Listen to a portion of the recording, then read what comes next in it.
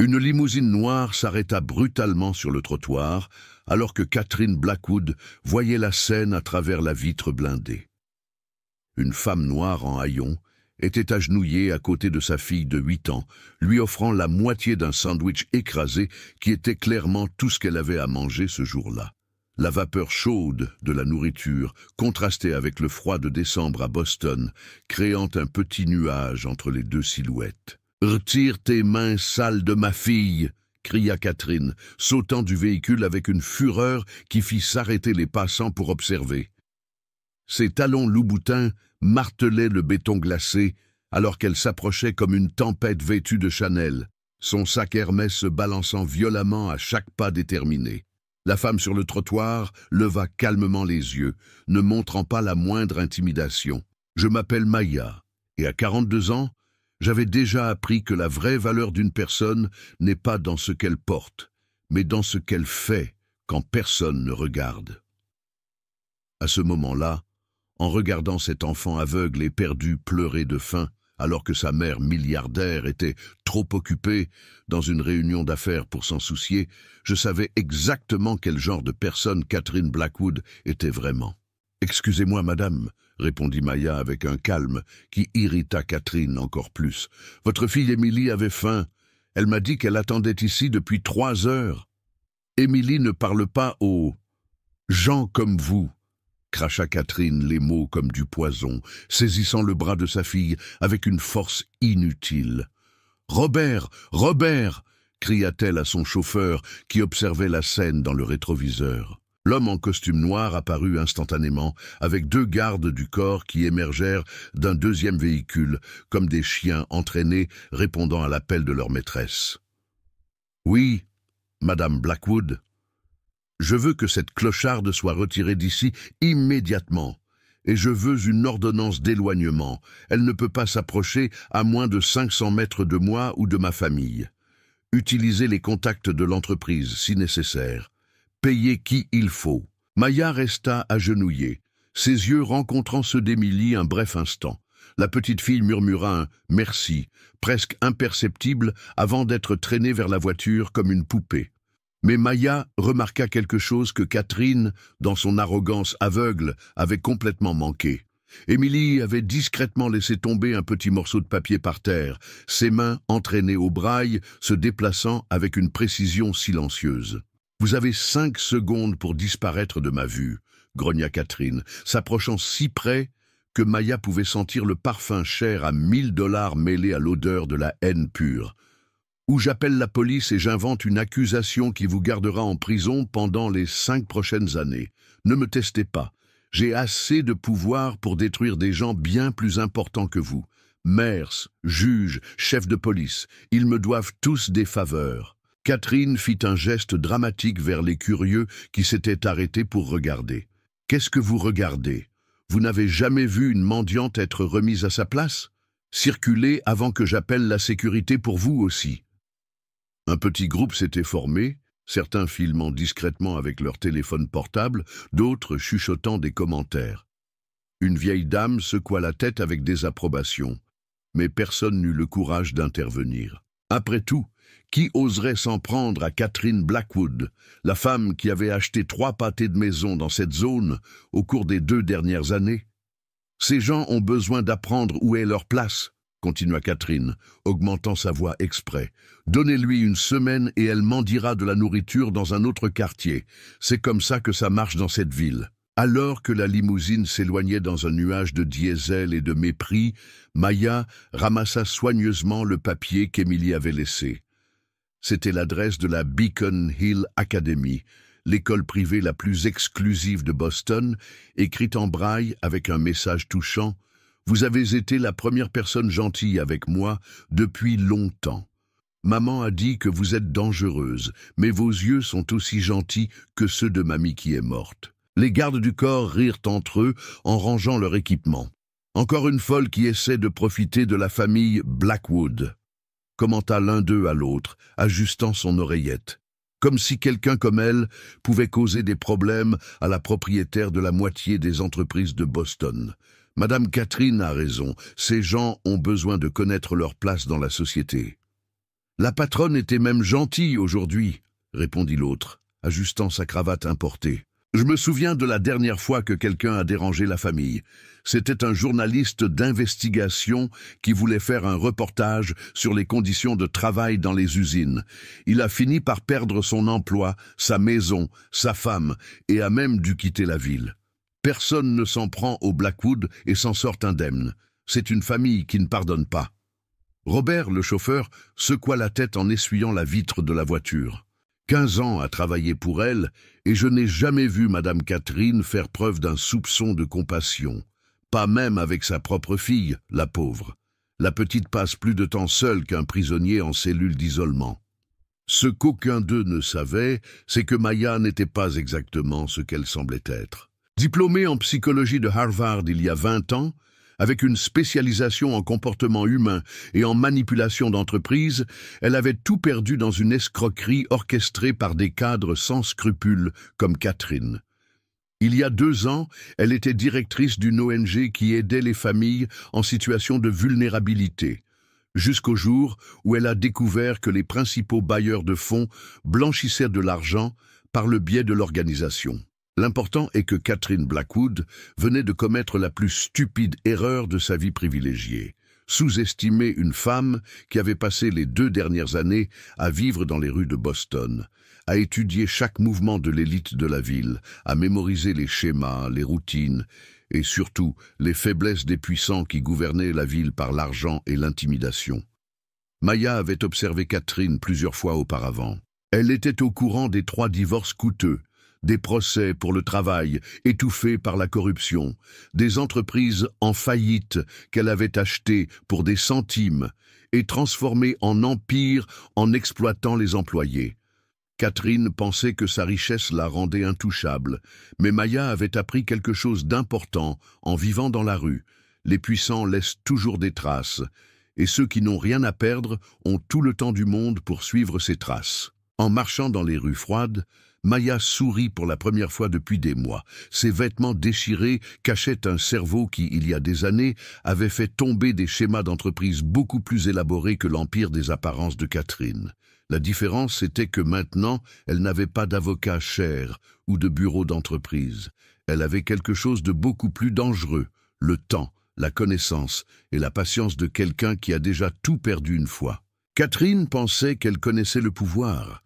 Elle était sur le point de découvrir qu'il y a quelque chose de beaucoup plus dangereux que l'argent, un esprit brillant, mu par le besoin de justice, surtout lorsque cet esprit appartient à quelqu'un qui n'a absolument rien à perdre et tout à prouver au monde. Si vous aimez cette histoire de la façon dont une simple gentillesse peut déclencher la chute d'un empire bâti sur l'arrogance et la cruauté, n'oubliez pas de vous abonner à la chaîne pour découvrir comment Maya transformerait sa rencontre fortuite avec Emily en la vengeance la plus intelligente que Boston ait jamais connue. Parce que parfois, la personne que vous méprisez dans la rue peut être exactement celle qui a le pouvoir de réécrire toute votre vie. Et Catherine Blackwood était sur le point d'apprendre que sous-estimer les autres est un luxe que même les milliardaires ne peuvent pas se permettre lorsqu'ils rencontrent quelqu'un qui a transformé sa propre destruction en une arme létale de précision. Le lendemain matin, Maya se réveilla dans l'abri municipal avec un plan limpide en tête. Catherine avait commis 2 erreurs fatales. Premièrement, sous-estimer quelqu'un avec un doctorat en comportement humain. Deuxièmement, laisser sa fille vulnérable avec une inconnue pendant 3 heures pour tester l'humanité des autres. N'importe quel travailleur social compétent classerait cela comme de la négligence infantile. Mais Maya savait qu'attaquer directement serait enfantin. Catherine Blackwood avait des avocats chers, des contacts puissants et la protection que des milliards de dollars peuvent acheter. Ce qu'elle n'avait pas, c'était quelque chose que Maya avait maîtrisé pendant des années de travail avec des familles en crise. La capacité de voir au-delà de la façade parfaite et d'identifier exactement où les personnes les plus puissantes étaient, en fait, les plus fragiles. En se rasant dans la salle de bain collective de l'abri, Maya sourit en se souvenant du regard de panique dans les yeux d'Emily lorsqu'elle a réalisé qu'elle était seule. Catherine avait peut-être de l'argent, mais c'était une mère terrible. et les mers terribles laissent toujours des traces. 3 pâtés de maison plus loin, dans le penthouse de Catherine, la matinée commença par des cris. « Mais j'ai mon rapport trimestriel !» La voix résonnait dans les couloirs de marbre alors que les assistants couraient comme des fourmis effrayées. « Je suis désolé, Madame Blackwood », bégaya Patricia, son assistante personnelle depuis 6 mois, celle qui avait duré le plus longtemps récemment. « Le service financier a dit que...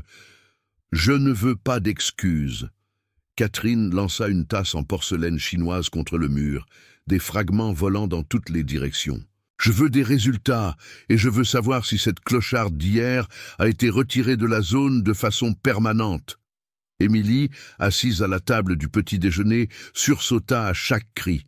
Ses mains tremblaient en essayant de trouver sa fourchette, mais la tension dans l'air était si épaisse qu'elle pouvait à peine se concentrer. « Maman est encore en colère », murmura-t-elle à la nounou. Madame Morrison, une dame de 60 ans qui s'occupait d'elle depuis 2 ans. « Ta mère est stressée par le travail, chérie », répondit Madame Morrison, évitant de mentir directement à l'enfant. La vérité était que Catherine devenait de plus en plus instable, plus cruelle, plus paranoïaque chaque mois qui passait. Catherine fit irruption dans la salle à manger comme un ouragan. « Émilie, as-tu parlé à cette personne hier ?»« Elle m'a donné à manger, » répondit Émilie honnêtement, sa voix petite mais ferme. « Elle était dangereuse !» cria Catherine, faisant reculer Émilie dans sa chaise. « Les gens comme elle veulent profiter des familles comme la nôtre. Tu es une Blackwood. Tu dois apprendre la différence entre notre classe et les autres gens. » Ce que Catherine ne savait pas, c'est que Maya avait déjà fait son premier pas. En utilisant l'adresse qu'Émilie avait laissée, elle avait passé la matinée à la bibliothèque publique à faire des recherches sur la Beacon Hill Academy. Ce n'était pas seulement une école chère, c'était une institution qui se vantait de ses valeurs familiales traditionnelles et de sa réputation impeccable. Maya a trouvé quelque chose d'intéressant. L'école avait une politique stricte en matière de négligence infantile. Toute suspicion d'abandon ou de mauvais traitement entraînait une enquête immédiate du conseil scolaire et, si nécessaire, des services sociaux. Mais Maya avait besoin de plus que de politique. Elle avait besoin de preuves, et Catherine, dans son arrogance, était sur le point de lui fournir exactement cela. Cet après-midi-là, Catherine décida de faire son inspection hebdomadaire des propriétés qu'elle possédait dans le centre-ville. C'était un rituel de pouvoir, se présenter dans les établissements commerciaux qu'elle louait pour rappeler au locataire qui était vraiment le patron. « Robert, arrête-toi devant le café Méridien », ordonna-t-elle, vérifiant ses ongles parfaitement manucurés. « Je veux m'assurer que cette situation d'hier ne se reproduise pas. » Ce que Catherine ne remarqua pas, c'est la silhouette discrète qui la suivait à 3 voitures de distance. Maya avait emprunté un téléphone avec appareil photo à un bénévole de l'abri et documenté méticuleusement chaque arrêt de Catherine. Au café Méridien, Catherine entra comme une tempête. « Gérant !» cria-t-elle, faisant sursauter les clients. « Où est votre gérant ?» Un jeune homme nerveux d'une 20aine d'années apparut. « Oui, Madame Blackwood ? En quoi puis-je vous aider ?» Hier, une clocharde harcelait les clients dans la zone extérieure de votre établissement. Je veux des garanties que cela ne se reproduise pas, sinon vous pouvez chercher un autre endroit à louer. « Mais, madame, le trottoir est une zone publique. » Le gérant essaya d'expliquer respectueusement. « Rien n'est public quand je suis propriétaire du bâtiment. » hurla Catherine, son visage rouge de colère. « Soit vous contrôlez qui fréquente ma propriété, soit je trouve des locataires qui comprennent les règles. » Maya filmait tout à travers la vitrine, documentant non seulement les cris, mais aussi les réactions des clients. Certains filmant avec leur téléphone portable, d'autres chuchotant des commentaires sur le comportement inapproprié de la milliardaire. Catherine continua sa tournée d'intimidation dans 3 autres établissements, chaque explosion de colère étant soigneusement documentée par Maya. À chaque endroit, elle se comportait comme une enfant gâtée faisant une crise de colère, menaçant les locataires, humiliant les employés et laissant derrière elle une traînée de témoins de son comportement abusif. Mais le clou du spectacle arriva au dernier établissement. Une petite librairie où Catherine découvrit qu'ils avaient mis des livres sur la diversité en vitrine. « C'est quoi ce genre de déchets ?» cria-t-elle, pointant une collection de livres pour enfants sur l'acceptation et l'inclusion. « Vous essayez d'endoctriner les enfants de mon quartier avec cette propagande ?» Le propriétaire âgé essaya d'expliquer que c'était juste des livres pour enfants, mais Catherine était au-delà de la raison. « Soit vous retirez ce matériel offensant maintenant, soit je trouve des locataires qui partagent des valeurs adéquates. » C'est à ce moment-là que Maya réalisa qu'elle avait trouvé de l'or. Catherine n'était pas seulement une milliardaire de mauvaise humeur, c'était une fanatique de préjugés dont les opinions extrémistes étaient documentées en haute définition. Alors que Catherine criait à propos de valeurs traditionnelles et d'influences inappropriées, Maya remarqua quelque chose de crucial. Une jeune mère avec 2 petits-enfants s'était arrêtée pour regarder, filmant discrètement avec son téléphone portable. Quand Catherine s'en rendit compte, sa fureur atteignit des niveaux stratosphériques. « Arrêtez de filmer !» hurla-t-elle, s'avançant vers la femme. « Effacez ça tout de suite ou je vous poursuis en justice pour diffamation. » La mère, effrayée mais déterminée, tint fermement son téléphone. « C'est une zone publique, madame, j'ai le droit de filmer. » Catherine essaya d'arracher le téléphone des mains de la femme, ce qui donna lieu à une scène digne de n'importe quel reality show sur des personnes privilégiées perdant totalement le contrôle. En regardant Catherine se ridiculiser en public, Maya sourit. La milliardaire venait de lui offrir sur un plateau d'argent exactement le genre de comportement qui détruirait sa réputation soigneusement construite. Mais Maya savait qu'elle avait besoin de plus que de vidéos embarrassantes. Elle devait attaquer là où Catherine était le plus fière, son image de mère dévouée et de femme d'affaires respectable. Et pour cela, elle aurait besoin d'aide professionnelle. C'est à ce moment-là que Maya se souvint de quelque chose d'important. La DRE Jennifer Walsh, son ancienne superviseure de stage à Harvard, dirigeait maintenant la principale ONG de défense des droits de l'enfant à Boston. Si quelqu'un pouvait l'aider à dénoncer la négligence de Catherine de manière légale et dévastatrice, ce serait Jennifer. Chaque cri, chaque menace, chaque manifestation de préjugés que Catherine avait exhibé cet après-midi-là serait transformée en larmes qui détruiraient l'empire des apparences qu'elle avait construit sur la misère des autres. Maya savait que détruire Catherine Blackwood exigerait plus qu'une indignation morale. Cela nécessiterait une stratégie chirurgicale. Alors que Catherine célébrait ses victoires en intimidant les commerçants locaux, Maya avait 3 pas d'avance, tissant une toile qui transformerait chaque acte d'arrogance de la milliardaire en une corde pour sa propre pendaison. À la bibliothèque publique, Maya trouva sa première alliée cruciale. La DRE Jennifer Walsh n'avait pas beaucoup changé depuis l'époque de Harvard. Elle avait toujours ce regard perçant de quelqu'un qui a consacré sa vie à la protection des enfants vulnérables. « Maya, mon Dieu, qu'est-ce qui t'est arrivé ?» murmura Jennifer, reconnaissant immédiatement son ancienne étudiante brillante sous ses vêtements déchirés. « Disons que j'ai appris la justice de la manière la plus douloureuse possible, » répondit Maya en remettant un dossier de fortune. « Mais maintenant, j'ai besoin de votre aide pour protéger un enfant. » Jennifer examina les vidéos de Catherine qui criait, les photos d'Emily seule sur le trottoir, les enregistrements des employés commentant les abandons fréquents de la petite fille. Son visage se durcit progressivement. Cette femme laisse sa fille aveugle seule pendant des heures en plein centre-ville de Boston ? 3 heures hier, Jennifer, et d'après les rapports des employés, ce n'est pas la première fois. Maya sortit d'autres preuves. Catherine utilise Emily comme un test social. Elle met délibérément la petite fille dans des situations vulnérables pour évaluer l'humanité des autres. Une enfant de 8 ans, aveugle, utilisée comme expérience psychologique par sa propre mère. Le sang de Jennifer bouillonnait. En tant que directrice de l'ONG Voix de l'enfance, elle avait vu de nombreux cas de négligence, mais rarement quelque chose d'aussi calculé et froid. De quoi avez-vous besoin ? D'une enquête officielle, discrète mais officielle, et... Maya hésita. J'ai besoin que vous m'aidiez à avoir accès à l'école d'Emily.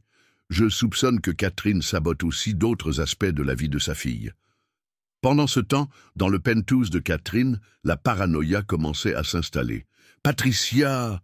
cria-t-elle à son assistante. « Je veux un rapport complet sur cette clocharde d'hier. Nom, historique, où elle vit, tout !» Patricia, déjà habituée aux obsessions de sa patronne, lui remit un mince dossier. « Nous avons très peu de choses, madame.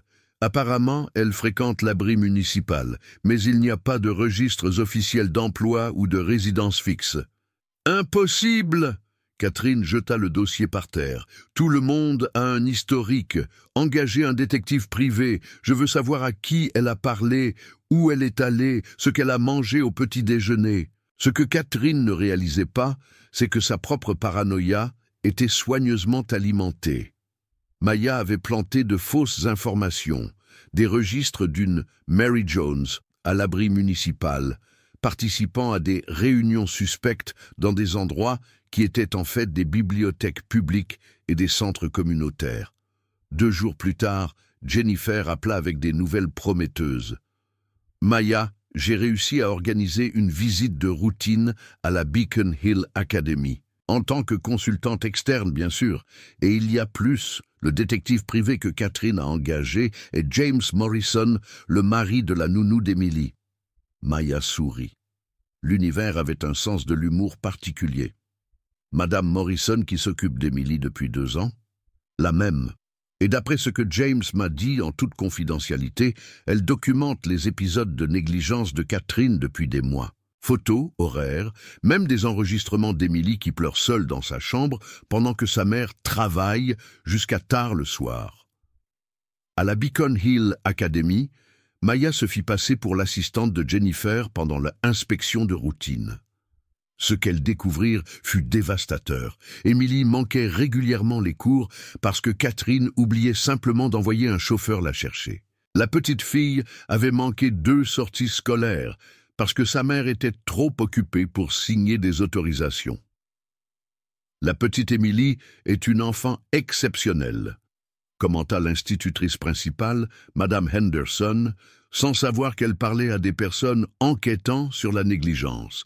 Mais il est évident qu'elle ne reçoit pas le soutien émotionnel adéquat à la maison.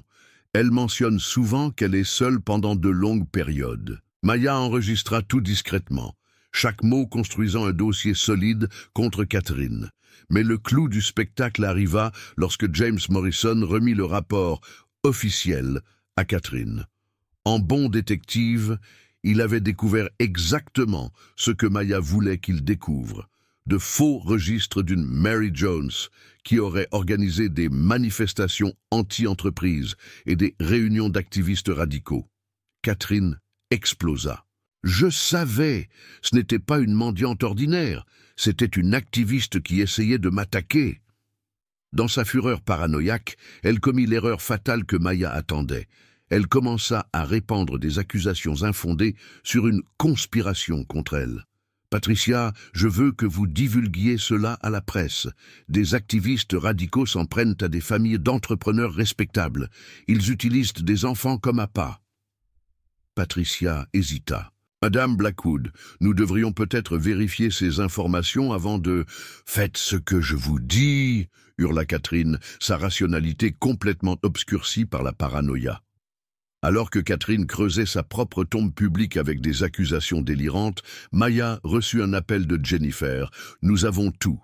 Documentation médicale, registres scolaires, témoignages d'employés, enregistrement de la nounou elle-même. Le dossier est officiellement ouvert par les services sociaux. » Maya regarda par la fenêtre de la bibliothèque, voyant la limousine de Catherine passer rapidement, probablement en train de se précipiter vers une autre réunion importante, pendant qu'Emily était à nouveau seule à la maison. « Êtes-vous sûre de vouloir faire cela ?» demanda Jennifer. « Une fois que nous commencerons officiellement, il n'y aura pas de retour en arrière. » Maya pensa à Emily, une enfant brillante, sacrifiée sur l'autel de l'ego de sa mère. Elle pensa à tous les autres enfants que Catherine négligeait probablement dans les entreprises qu'elle finançait. Elle pensa à l'arrogance absolue d'une femme qui croyait pouvoir traiter les gens comme des objets jetables. « Jennifer ?» répondit Maya avec une détermination d'acier. « Il est temps d'apprendre à Catherine Blackwood qu'il y a des conséquences pour ceux qui jouent avec des vies humaines comme s'il s'agissait de pièces d'échecs. » Catherine pensait qu'elle avait du pouvoir.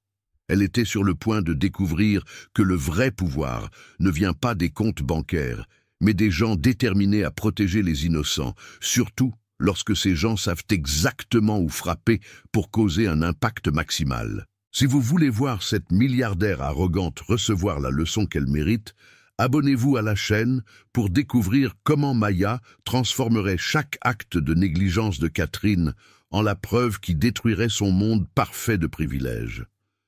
Parce que quand quelqu'un décide d'utiliser un enfant comme pion dans des jeux de pouvoir, l'univers a une façon très particulière de s'assurer que la justice est servie à la température exacte de la vengeance. La tempête parfaite a commencé un lundi apparemment ordinaire.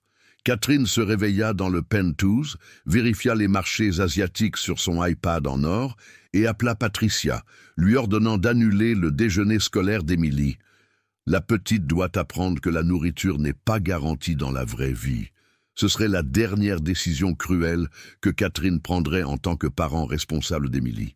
À ce moment précis, la Dre Jennifer Walsh remettait un dossier de 40 pages au juge Harrison du tribunal de la famille. « Votre honneur, nous avons des preuves documentées de négligence systématique, d'abandon émotionnel et d'utilisation inappropriée d'une mineure comme objet d'expérience psychologique. » Le juge, père de 3 enfants, pâlit en voyant les photos d'Emily seule sur le trottoir, les enregistrements de la nounou documentant les absences de Catherine, les rapports scolaires sur les absences fréquentes et le rapport psychologique d'urgence. À 10h30, Catherine reçut le premier appel. « Madame Blackwood, c'est le docteur Foster, de la Beacon Hill Academy. Les services sociaux sont ici avec une ordonnance du tribunal. Vous devez venir immédiatement. »« Ordonnance du tribunal? Pourquoi faire ?» cria Catherine, renversant du café importé sur la table en marbre. « Ils retirent Emily de l'école pour suspicion de négligence parentale. Madame, ils ont des avocats, des documents, des preuves. » Catherine raccrocha et composa frénétiquement le numéro de ses avocats coûteux. « Réglez ça tout de suite, peu importe ce que ça coûte. » Mais Maya avait anticipé cette réaction. Alors que Catherine se précipitait à travers la circulation de Boston dans sa limousine, Maya était au tribunal avec Jennifer, présentant des preuves qui avaient été méticuleusement recueillies pendant des semaines. « Dre Walsh, » dit le juge, analysant les documents, « ces enregistrements de la nounou sont troublants. L'enfant pleure sa mère pendant des heures. Votre honneur, nous avons 47 épisodes documentés au cours des 6 derniers mois. Madame Morrison, la nounou d'Emily, recueillait des preuves parce qu'elle craignait pour la sécurité émotionnelle de l'enfant. Catherine arriva au tribunal comme un ouragan, avec 3 avocats derrière elle. « Où est ma fille? Vous ne pouvez pas faire ça. Je suis Catherine Blackwood. » Le juge Harrison leva les yeux des documents. « Madame Blackwood, savez-vous que votre fille a passé 127 heures seule à la maison au cours des 2 derniers mois, qu'elle a manqué 4 rendez-vous médicaux parce que vous avez oublié de l'y emmener? » C'est de la manipulation.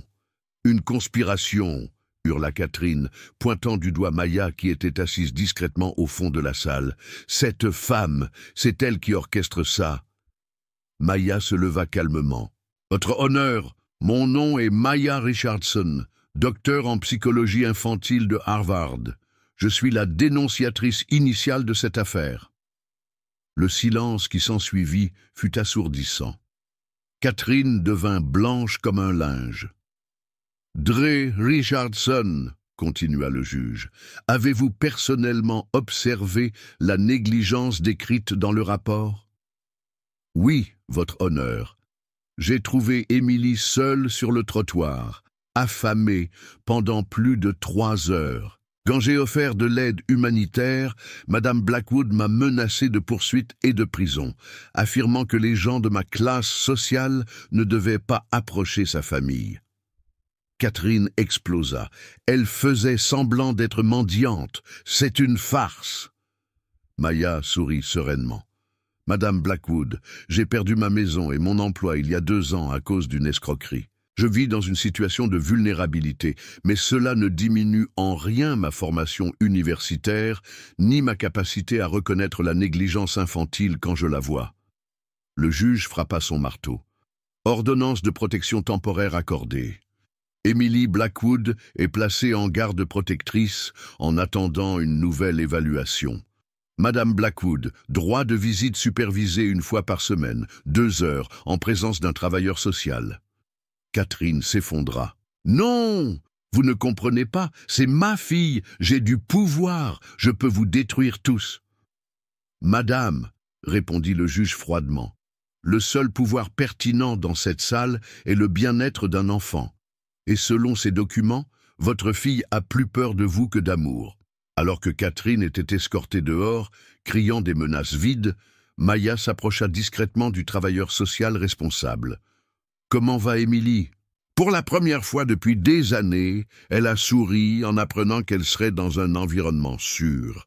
Elle a dit que la dame gentille du sandwich l'avait sauvée. Mais la destruction de Catherine ne faisait que commencer. Pendant qu'elle essayait d'utiliser ses contacts pour annuler la décision du tribunal, la presse découvrit l'histoire. Une milliardaire perd la garde de sa fille pour négligence, titraient les gros titres. Les entreprises de Catherine commencèrent à subir des boycotts. Des investisseurs nerveux face à l'instabilité émotionnelle de la PDG commencèrent à retirer leurs fonds. Les locataires de ces immeubles commerciaux organisèrent des manifestations. Patricia appela en pleurant « Madame Blackwood, les actions de l'entreprise ont chuté de 40% en 2 jours. Le conseil d'administration a convoqué une réunion d'urgence pour discuter de votre maintien en tant que PDG. » Catherine, enfermée dans le penthouse vide sans Émilie, comprit enfin l'étendue du désastre. Elle avait sous-estimé une mendiante qui était, en fait, une docteure en psychologie avec des relations juridiques et les connaissances nécessaires pour détruire méticuleusement sa vie. Maya, en regardant les nouvelles à la bibliothèque publique, sourit discrètement. Catherine apprendrait que le vrai pouvoir ne vient pas de l'intimidation ou de l'argent, mais de la protection des innocents et de l'affrontement des tyrans avec intelligence. Chaque menace que Catherine avait proférée, chaque cri de supériorité, chaque moment de cruauté envers Émilie, tout s'était transformé en preuve contre elle-même. La femme qui pensait pouvoir détruire des vies d'un coup de téléphone découvrit que certaines personnes ne peuvent pas être achetées, intimidées ou réduites au silence, surtout lorsqu'elles se battent pour un enfant sans défense. Catherine parviendrait-elle à reconstruire sa vie après avoir tout perdu? Ou découvrirait-elle que certains ponts, une fois brûlés par l'arrogance et la cruauté, ne peuvent pas être reconstruits, même avec tout l'argent du monde? 6 mois plus tard, Maya regardait Émilie jouer dans le jardin du centre d'accueil pour enfants. La petite fille avait fleuri comme une fleur, recevant enfin une lumière du soleil adéquate. Ses sourires étaient fréquents, ses rires sincères, et pour la première fois depuis des années, elle semblait vraiment heureuse. « Dre Richardson, dit Émilie, courant vers Maya les bras ouverts, tu restes dîner aujourd'hui ?» Maya était devenue la tutrice légale temporaire d'Émilie pendant que les services sociaux évaluaient les options de garde permanente. L'ironie était délicieuse. La mendiante dangereuse que Catherine voulait tenir à l'écart de sa fille était maintenant légalement responsable de son bien-être. L'appartement modeste que Maya avait obtenu avec l'aide de Jennifer était un univers différent du penthouse de Catherine. Il y avait des plantes sur les fenêtres, des livres empilés sur chaque surface, et surtout, il y avait un amour sincère qui imprégnait chaque recoin.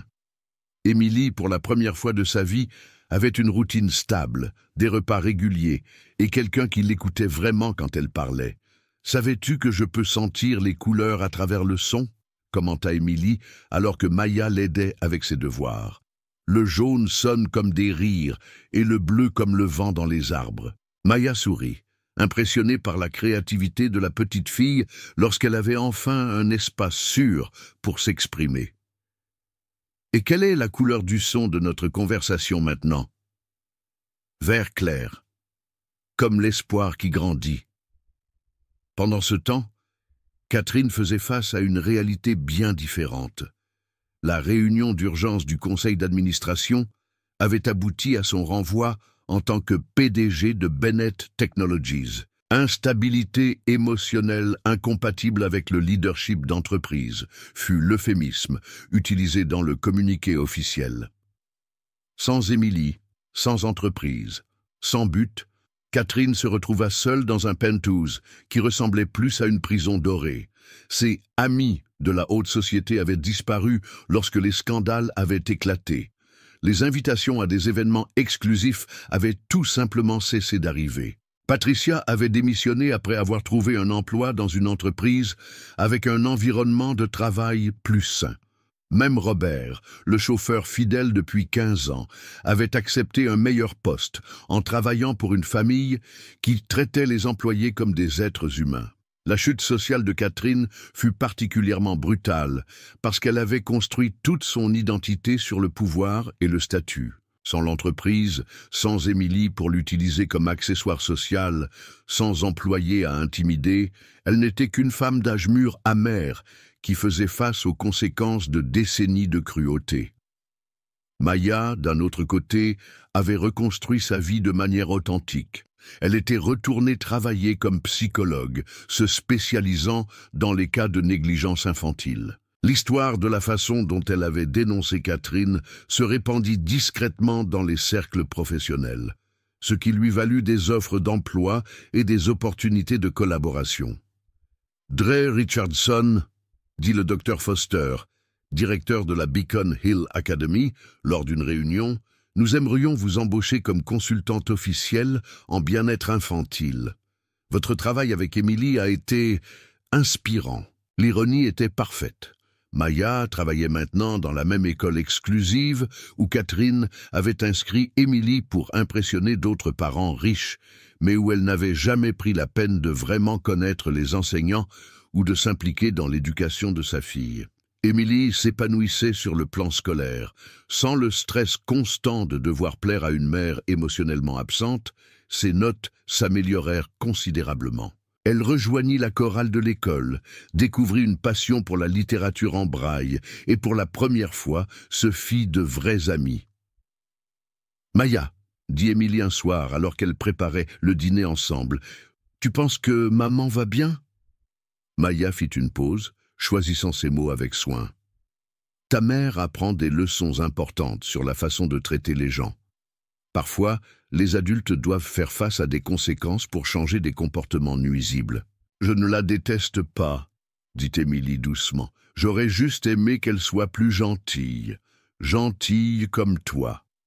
Catherine, seule dans son penthouse vide, recevait occasionnellement des rapports des travailleurs sociaux sur Émilie. La petite fille était heureuse, en bonne santé et excellait à l'école.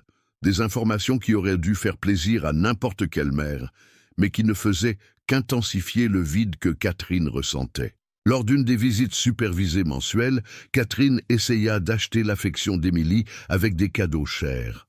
« Je t'ai apporté un nouvel iPad, ma chérie, et des vêtements de Paris. »« Merci, maman, » répondit Émilie poliment, mais sans enthousiasme. « Aimerais-tu entendre la chanson que j'ai apprise au piano ?» Pour la première fois, Catherine prêta réellement attention à sa fille qui jouait. Émilie interprétait une mélodie simple, mais avec une émotion profonde que Catherine n'avait jamais remarquée auparavant. Des larmes inattendues coulèrent des yeux de la milliardaire déchue. « C'est beau, Émilie. Maya me l'a appris. Elle dit que la musique, c'est comme parler au cœur des gens. » Catherine comprit enfin ce qu'elle avait perdu. Ce n'était pas seulement la garde d'Émilie, c'était l'opportunité de vraiment connaître sa fille, d'être la mère qu'Émilie méritait, de construire une connexion authentique au lieu de simplement exercer un contrôle. Maya observa la scène à distance, ressentant un mélange de tristesse et d'espoir. Catherine avait encore une chance de reconstruire une relation avec Émilie, mais seulement si elle changeait vraiment. L'argent n'achèterait pas le pardon. Seules des actions cohérentes d'amour et de respect le pourraient.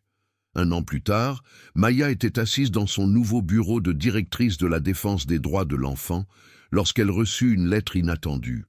Elle venait de Catherine, écrite à la main sur du papier simple. « Dre Richardson, je sais que je ne mérite pas votre pardon, mais je voulais vous remercier d'avoir sauvé ma fille de moi-même. Je suis en thérapie, j'essaie de comprendre pourquoi je suis devenue si cruelle. Émilie s'épanouit sous vos soins d'une manière que je n'ai jamais pu lui offrir. Peut-être qu'un jour, si je change vraiment, vous me permettrez de faire à nouveau partie de sa vie. Non pas comme la femme puissante que j'ai essayé d'être, mais comme la mère qu'elle mérite d'avoir. Catherine. » Maya rangea soigneusement la lettre. Un changement authentique était possible. Mais cela exigeait de l'humilité, quelque chose que Catherine apprenait enfin. Émilie entra en courant dans le bureau. « Maya, j'ai réussi le test pour le programme de musique avancée. » Maya serra dans ses bras la petite fille qui était devenue sa fille dans tous les sens qui comptaient. « Je suis tellement fier de toi. La meilleure vengeance n'avait pas été de détruire Catherine. C'était de construire quelque chose de beau à partir de la situation terrible qu'elle avait créée. » Maya transforma la négligence en amour, l'abandon en sécurité, la cruauté en gentillesse. Si cette histoire de la façon dont la gentillesse stratégique peut vaincre l'arrogance toxique a touché votre cœur, abonnez-vous à la chaîne pour plus d'histoires qui prouvent que la vraie victoire n'est pas de vaincre les ennemis, mais de protéger les innocents et de construire quelque chose de meilleur que ce qu'ils ont essayé de détruire.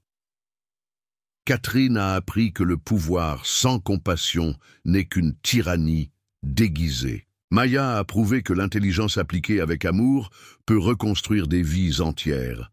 2 ans s'étaient écoulés depuis cette rencontre fatidique sur le trottoir, et Maya était de nouveau au tribunal, cette fois pour officialiser l'adoption permanente d'Émilie.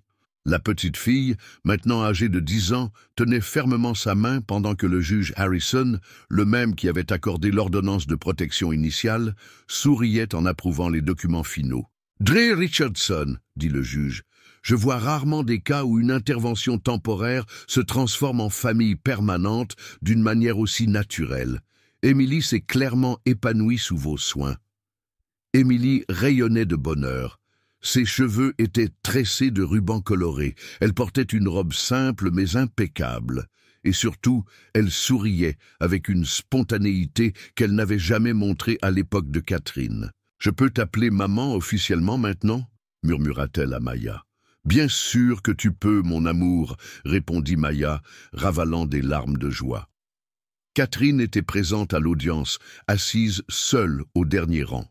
2 ans de thérapie intensive, de travail bénévole obligatoire dans des organisations de protection de l'enfance et un douloureux parcours de découverte de soi avaient transformé la femme qui était autrefois une milliardaire impitoyable. Ses cheveux étaient plus simples, ses vêtements discrets, et surtout, ses yeux ne portaient plus cette froideur calculatrice qui avait autrefois terrorisé les employés et intimidé les adversaires. « Votre honneur !»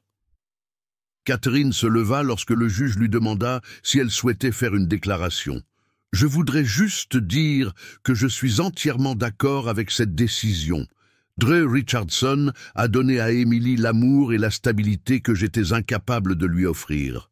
C'est une vraie mère dans tous les sens du terme. » La transformation de Catherine avait commencé 2 ans plus tôt, au moment où elle a tout perdu, son entreprise, son statut social et surtout Émilie.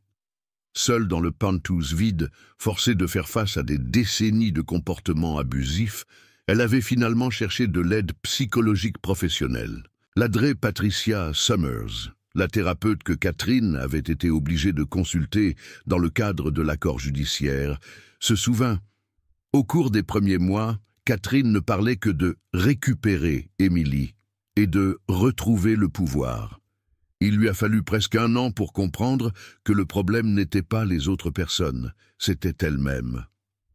Le processus de changement avait été brutalement honnête. Catherine vendit le penthouse et la plupart de ses biens, faisant un don important à des organisations de protection de l'enfance.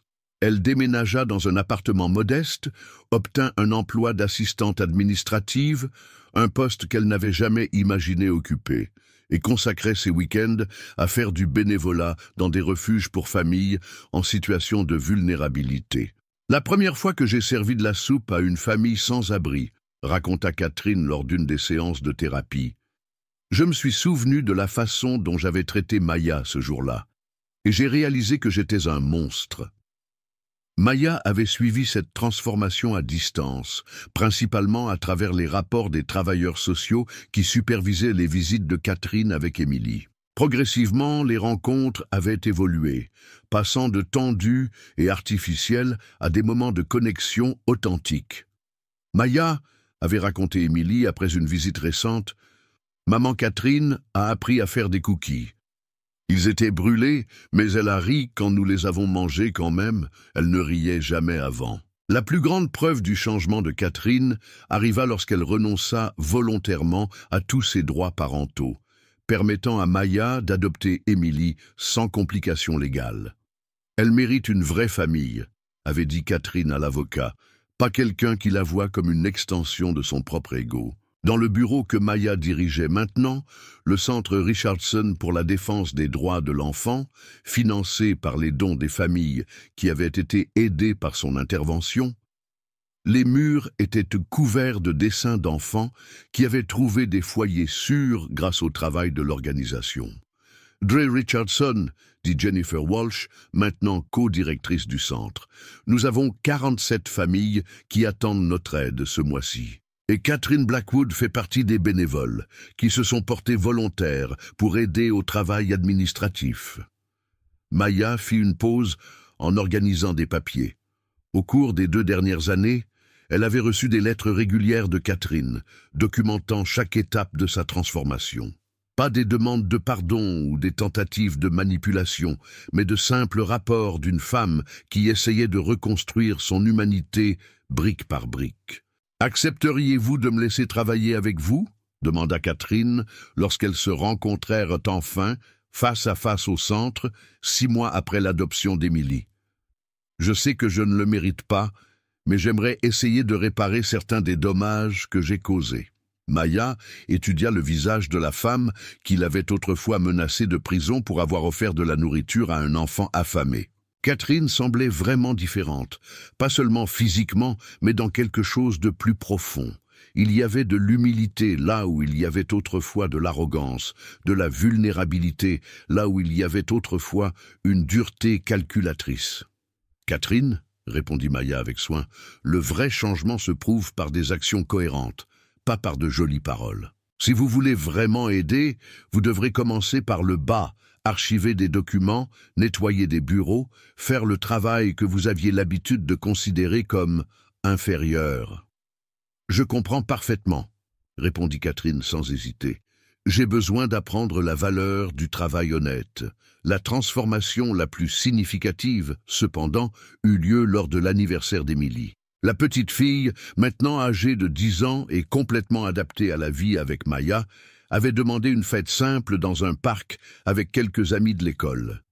Catherine apparut discrètement à la fin de la célébration, apportant seulement un cadeau simple, un livre en braille qu'elle avait appris à transcrire pendant des cours de bénévolat du soir. « C'est une histoire que j'ai écrite sur une petite fille courageuse qui enseigne à une femme perdue à retrouver son cœur, » expliqua Catherine, remettant le livre à Émilie. Émilie serra spontanément Catherine dans ses bras. « Merci. Tu as l'air plus heureuse maintenant. »« Je le suis, ma chérie. Pour la première fois depuis longtemps, je le suis. » Maya observa la scène avec une émotion complexe. La vengeance qu'elle avait orchestrée 2 ans plus tôt n'avait pas consisté à détruire Catherine. Elle avait consisté à sauver Émilie et à donner une leçon sur l'humanité de base. Voir Catherine véritablement transformée était plus satisfaisant que n'importe quelle punition cruelle aurait pu l'être. Cette nuit-là, alors qu'Émilie dormait dans sa chambre remplie de livres et d'instruments de musique, Maya réfléchit à la façon dont tout avait changé. La petite fille, timide et négligée, était devenue une enfant confiante et adorable.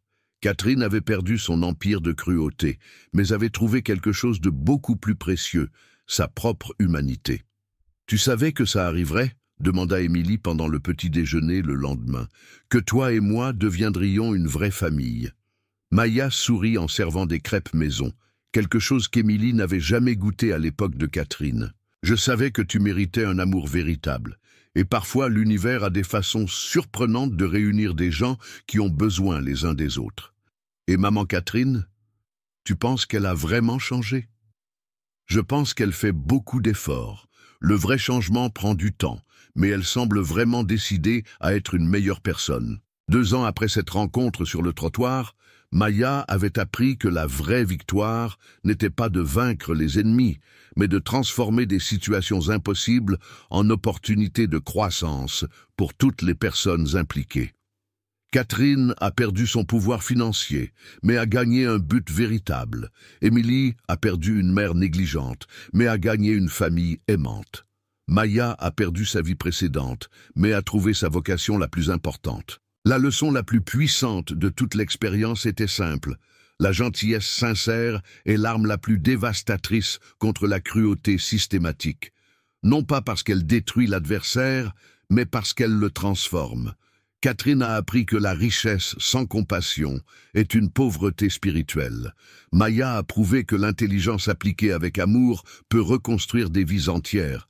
Émilie a découvert qu'elle méritait d'être aimée exactement telle qu'elle était. Si cette histoire de transformation par la gentillesse stratégique a touché votre cœur, abonnez-vous à la chaîne pour plus d'histoires qui prouvent que la vraie force réside dans la protection des plus vulnérables et que même les personnes les plus perdues peuvent trouver la rédemption lorsqu'elles décident enfin d'embrasser leur humanité. Parce qu'en fin de compte, nous ne sommes tous que des êtres imparfaits qui essaient de faire de notre mieux. Et parfois, tout ce dont nous avons besoin, c'est de quelqu'un d'assez courageux pour nous montrer un meilleur chemin, même lorsque nous ne pensons pas mériter cette opportunité.